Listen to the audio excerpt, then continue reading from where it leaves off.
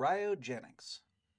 In fiction and real life, we see weapons that make use of temperature manipulation quite a lot, with prominent examples being lasers, which use high energy light beams to rapidly excite and heat up tissue and metals to damage them.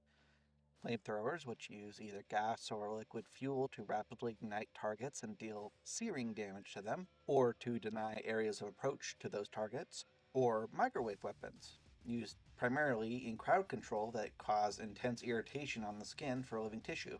In the Tiberium universe, the Brotherhood of Nod uses ultra-high energy lasers in many of their vehicles and weapons, as well as flamethrowers, and while in real life lasers are largely prohibited by the laws of war, flamethrowers have been used in many wars, from clearing out pillboxes in World War II to clearing out bits of force in Vietnam.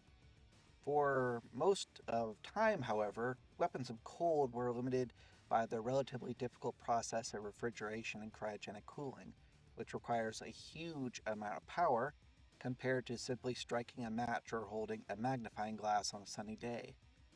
The amount of energy it takes to damage tissue of cryoweapons to the same level as with flames is enough that cryoweapons have really never been used at a scale of combat.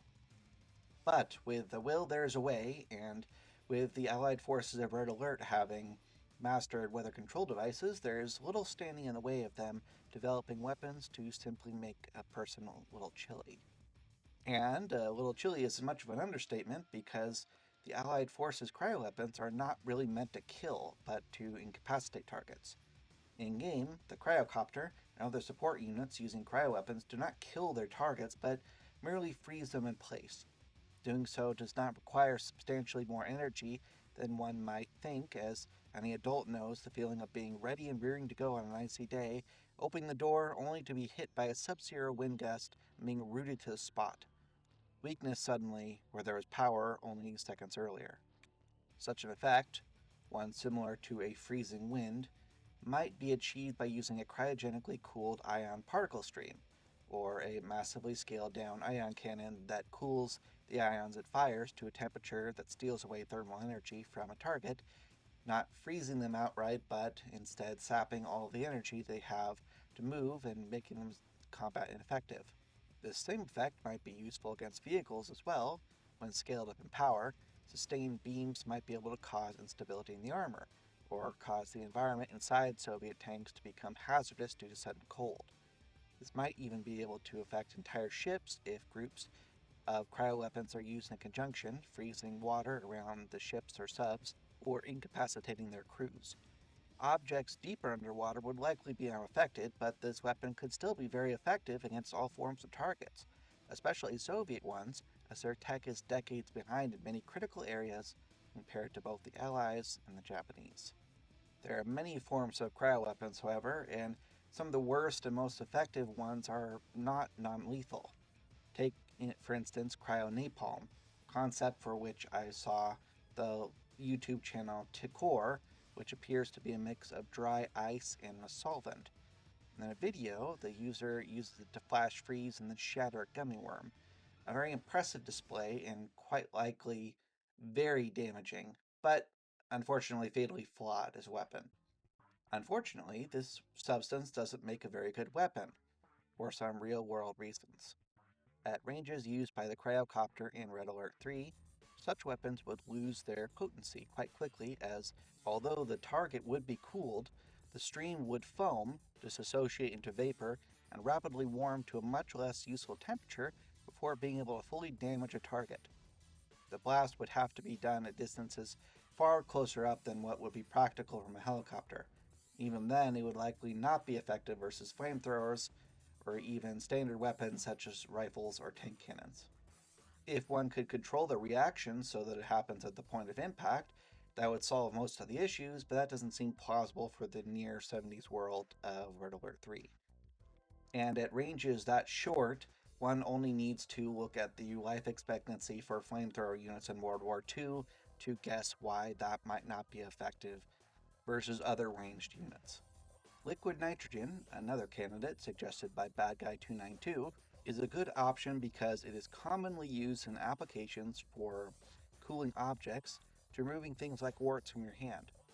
Practically speaking, this is the most likely realistic weapon, as it has practical rapid chilling effects at ranges of half a meter to 2 meters when misted, and 2 to 5 meters when in a high pressure beam before losing a lot of its cryo cooling power. That might seem like a downside, and it sort of is, but the game doesn't show these weapons as being used as the same as a flamethrower, where the idea is to maim and kill an enemy, but rather to immobilize him. Either point blank or several meters away, this weapon is useful on infantry, and point blank is very useful against light vehicles or boats where they sit in the water. A more theoretical but equally cool cryo weapon is the one presented by the Pacific Front in the Blizzard tank. This option was presented by Thunderstorm, DragonMagicks, and Morgamir in my Discord, and has to do with Mental Omega. It uses a very interesting weapon called a thermal inversion cannon, which the wiki describes as, quote, "The Blizzard tank was originally a non-lethal weapon used to impede vehicles and immobilize unruly citizens or fleeing criminals with its unique thermal inversion weapon, which could cool down subatomic particles, making movement difficult."